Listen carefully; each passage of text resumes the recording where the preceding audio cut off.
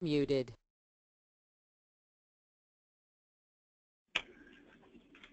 Good morning, everybody. This is Jeff Spring at the Department of Commerce, and welcome to the CHG Fiscal Staff Training webinar. Before I go too far down the road, I want to make sure that you can hear me. So if you can, would you press the raise your hand button on your GoToWebinar dashboard? Looks like somebody, Tracy, can hear me at least. Anyone else? Okay, good. Thanks. So, again, welcome to the Fiscal Staff Training webinar. This is a training specifically for the fiscal staff at the CHG grantees. And why would we want to have a webinar? Well, because they're fun. But beyond that, specifically, this is for the fiscal staff who prepare the CHG invoices each month. And we can do this to ensure that the charges that you submit on your invoices are allowable and applied to the correct budget category. It also helps ensure that there are no funds to be repaid at the end of the contract period, which might also help you avoid any monitoring issues related to that. Oh, and I should say, too, that this webinar, although scheduled for 2 hours, is probably not going to last that long. We'll probably be able to finish up at a little over an hour. And if you have entered your audio PIN, at the end of the presentation, we'll unmute those of you who raise your hand for a question to ask. And if you have questions during the presentation, feel free to use your question or chat box in your webinar dashboard, and Stephanie will be monitoring those. So I am joined in the room today with Emily, Stephanie, Jessica, and Julie.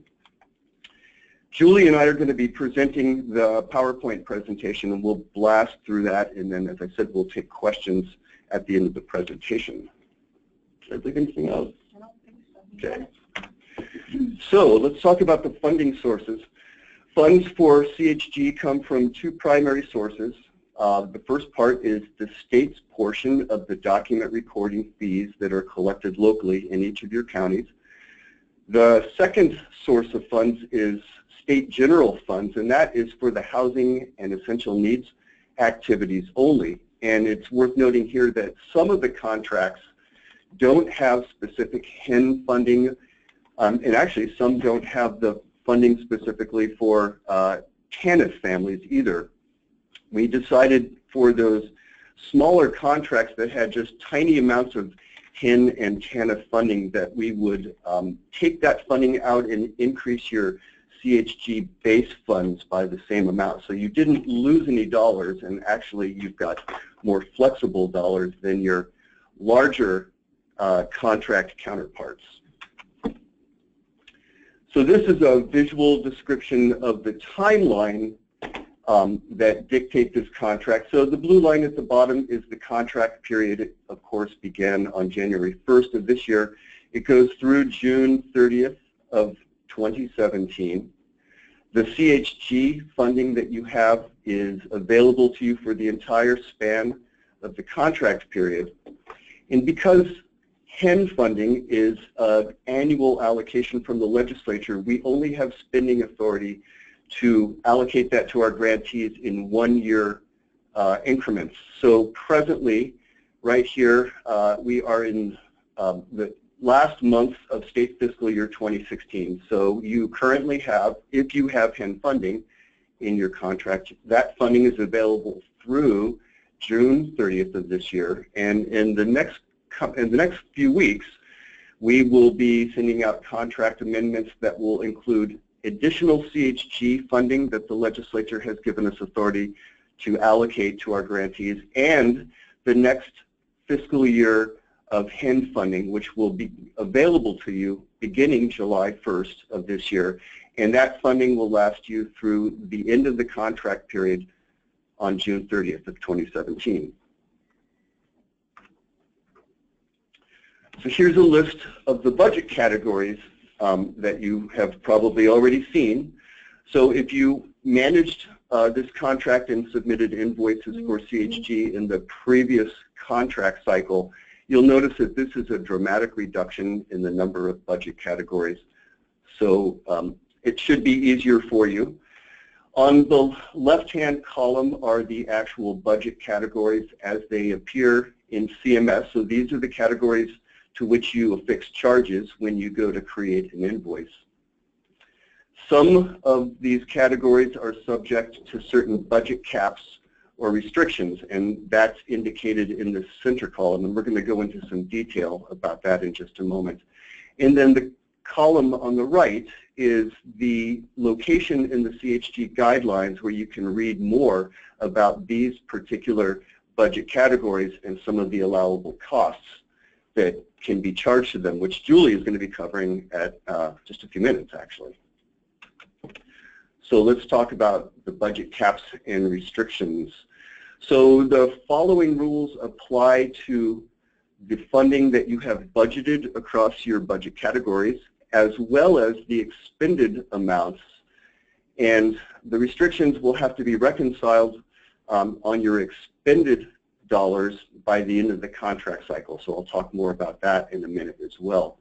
But for example, of your non-HEN CHG dollars, no more than 15% of those CHG dollars can be budgeted to CHG admin.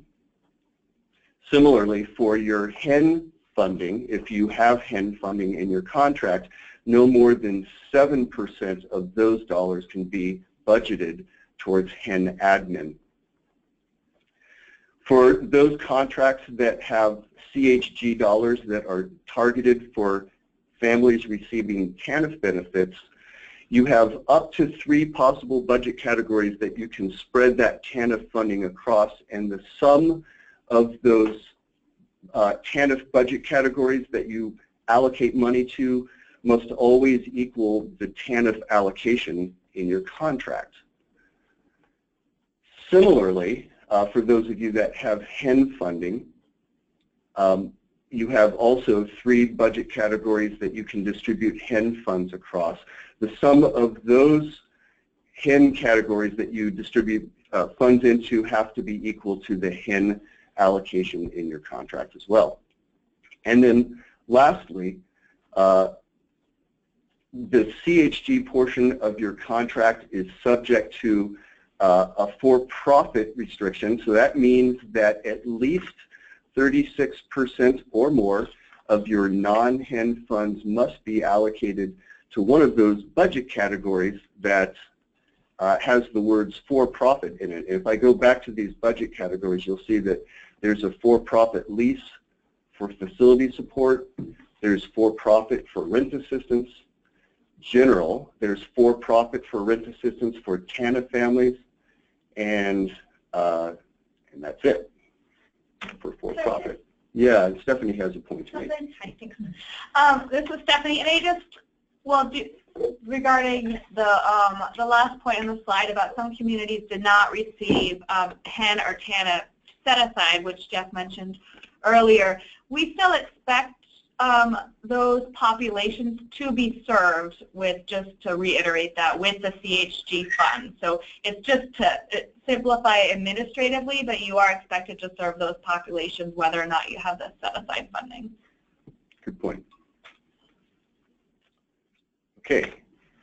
And then this is kind of a visual take on that same information if you're a visual learner. This points to the different kinds of restrictions in the budget categories that they actually pertain to. So, for example, all of the money from this category up, these top 9 categories, are subject to the 36% or more set aside for for-profit entities. So, and then these 3 categories, the TANF categories, have to be equal. The sum of the money you put in here must be equal to your TANF allocation, and so on for HEN 2016 and the HEN 2017 funds that you're about to receive in an amendment if you have HEN funding in your contract. And then I want to point out that as the contract moves on in time, it is the grantee's responsibility to monitor their expenses so that they stay within the guidelines that I've just pointed out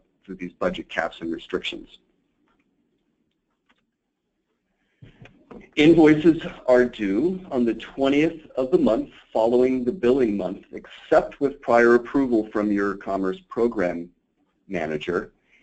And you must submit invoices via the online invoicing system that gives you access to our contracts monitoring system. The attachments for this contract period are pretty minimal for the time being. If you have sub-grantees, you need to submit the voucher detail worksheet, which looks like this. So this worksheet allows us to see the charges applied to a lead grantee and any sub-grantees that you have, in addition to the individual charges by budget category. And for the time being, let's see. Oops, wrong one. You don't have any HMIS reports to attach to invoices. We hope in the very near future to have kind of the kinks worked out of our new HMIS rollout that will allow you to run HMIS reports and either submit the reports or submit a form on which you enter data that is derived from an HMIS report. If you So you may do a budget revision at any time during the contract. In order to do that, you have to submit your budget revision request on the budget revision tool to your program manager, and I'll show you that in just a moment. You probably have it already. The other thing to note around budget revisions is that you can move movement of 10% of your contract amount between budget categories requires a contract amendment, and that can be movement of funds in one budget revision, or it can be an aggregate total of multiple smaller budget revisions. But as soon as we hit the 10% mark, we have to do a contract amendment. So let me show you what the budget revision tool looks like if you're not familiar with that. So that looks like this form. You've probably seen this. This allows you to enter your current budgeted amount in your budget categories as displayed in CMS.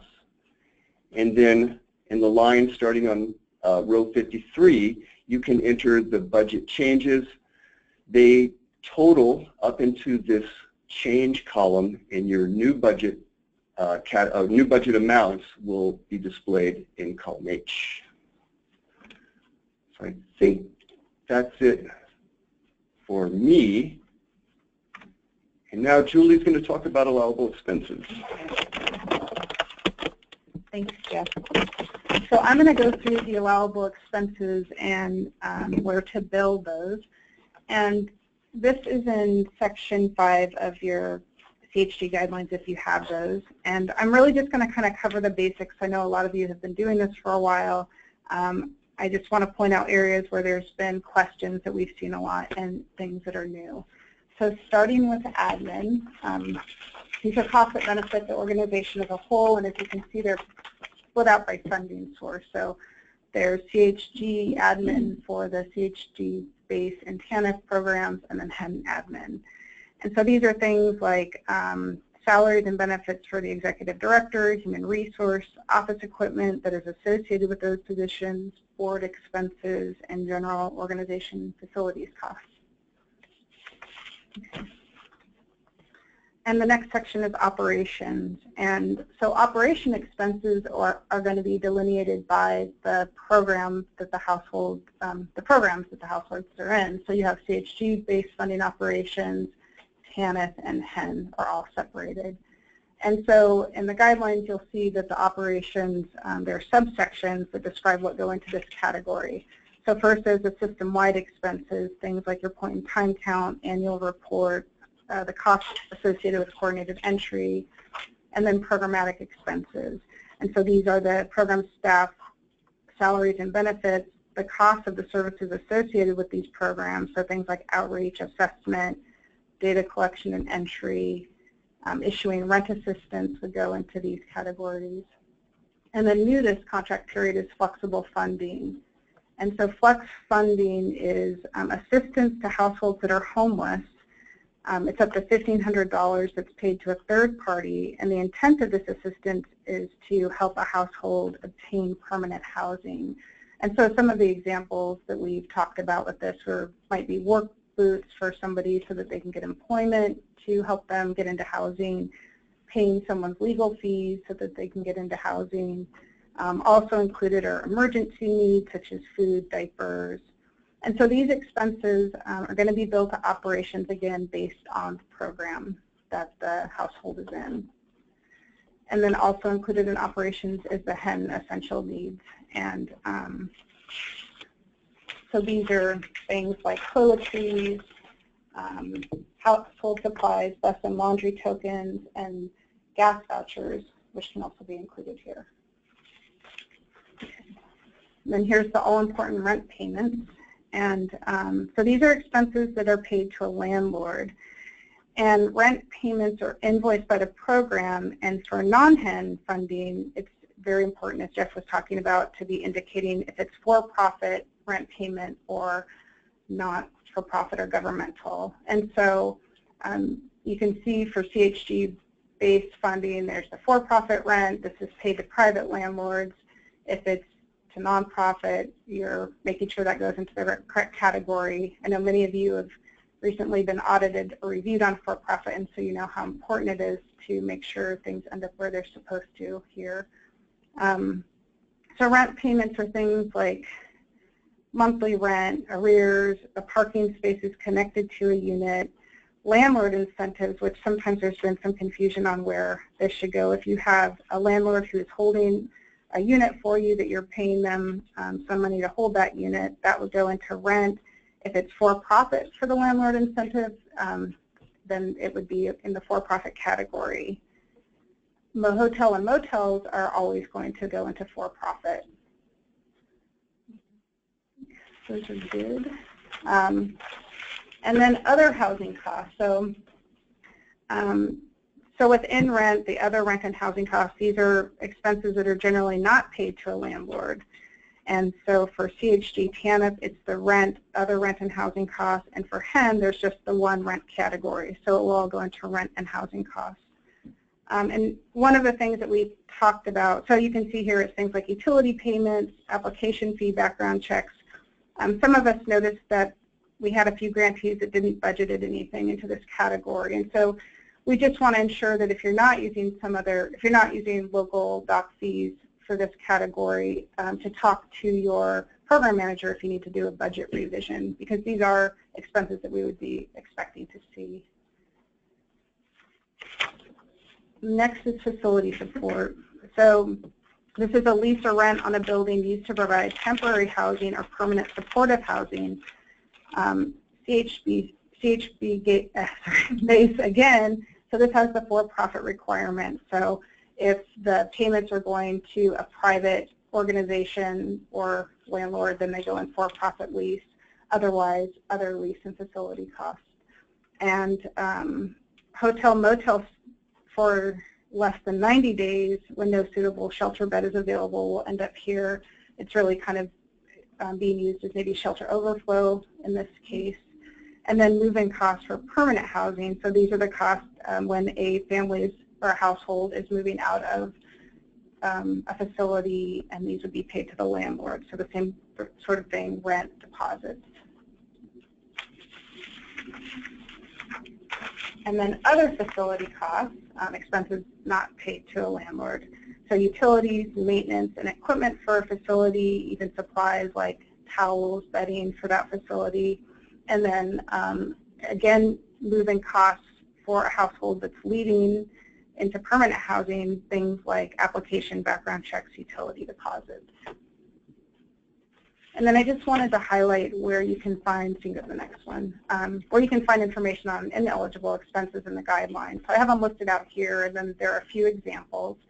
So retail, merchant gift cards, vouchers, or certificates are not allowable, except for in a case where a community maybe has a situation set up with a local gas station. So fuel vouchers that are specifically for fuel are allowable, but it would be something to maybe make sure your program manager is aware of We actually have this question, I think, fairly often. Mortgage payment or utility assistance for homeowners is not allowable. And then rent assistance in combination with facility support, construction or rehabilitation of a facility. There's actually a good paragraph on page 20 of your guidelines that talks about the difference between maintenance activities versus building rehab. And so you can get more information. And then just to make sure you all know, if you can't find the answer in the guidelines or if you can't find your guidelines, we're here to answer these kinds of questions. So please ask us. And then we had somebody who wanted us to point out the records retention and destruction policy, and especially how this is relevant to fiscal staff. And so specifically the records retention policy would be something to be aware of, and this is a great Venn diagram that Stephanie did. And so you can see books, records, documents, data, and other evidence relating to this grant and performance of the services described herein need to be retained for at least 6 years. The destruction policy is really specific to HMIS paper records, but you can see where those two overlap. And so that is what I have. Okay, let's open it up to questions. So if you have dialed in your PIN and you would like to ask a question and have the entire group hear you, raise your hand and I'll unmute you. And while we're waiting for that to happen, Stephanie, do you have any questions? Just that we will share the PowerPoint slides. We can email those out for sure, and we are recording the webinar. And so we'll find some way to distribute that recording so folks that weren't able to hear it can learn. But we'll definitely send out the slides. Yeah, and there were a couple. I sent out the slides on Friday, but there were a few corrections on there. And one being this slide here where we added everybody's email.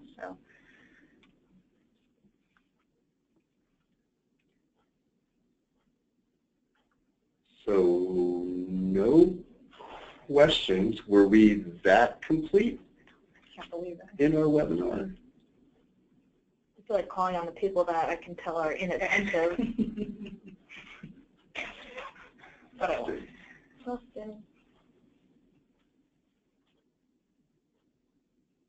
Okay. Maybe just to kind of close the loop on what you started with of why we did this, regarding, reducing risks for monitoring, auditing, and make sure you don't have to pay things back. What we find the most risky is we hardly ever find people spending money on outlandish costs that aren't allowable. But what we do find often, very often when we do monitorings and checks, is people billing in the wrong categories. That's one of the most common discrepancies and findings in our monitoring. And now that especially we have these audits for the for-profits, it's higher stakes than I think it used to be. And so that's really one of the reasons we're focusing on this, and due to the complexity of it and how we have budget categories in the contract, and then we have allowable expenses that are organized slightly differently. So I guess we're acknowledging that this is a bit complex and it is important, and that's why we're taking time to go over it. And the other thing that we find often as discrepancies is not having sufficient backup documentation. So that's also really important in the link between your program staff and your fiscal staff, making sure that's really strong and you have clear communications to do that. Okay, so we have some questions. Kathy Downs asked, if we paid a landlord incentive under for-profit rent in the month of service and then the tenant ended up being a TANF client, do we amend our A-19? Yeah, it's up to them. Yeah, that is definitely. Well, and you wouldn't have to amend the A-19. You could just make an adjustment in the next month accordingly if you decided. I mean, the nice thing about the CHG base is TANF clients are eligible for that. So it's not incorrect. It's just it is more flexible funding, and you might want to make sure you're using the TANF money up for TANF folks, so you could do that. And that kind of leads right into Kathy's second question, which is, if we have billed in the wrong category in a prior A19, how do we correct to the correct category? And in the same fashion, you can just use the subsequent invoice to subtract out the funds out of the incorrect budget category and add them to the correct budget category. That works fine for us.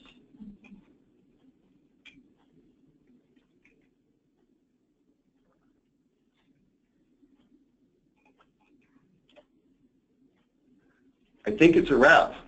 Do my colleagues agree? Okay, everybody, thanks for joining us on the webinar. You know who to call. If you have questions, reach out to your CHG program manager, and we'll catch you next time.